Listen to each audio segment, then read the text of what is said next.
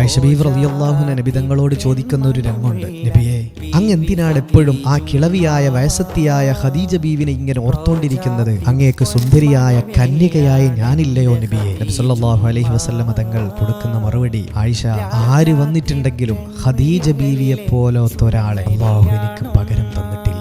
അത്രമേൽ പ്രിയപ്പെട്ട ആളുകൾക്ക് പകരമാകാൻ ജീവിതത്തിലേക്ക് ആര് വന്നാലും സാധ്യമല്ല.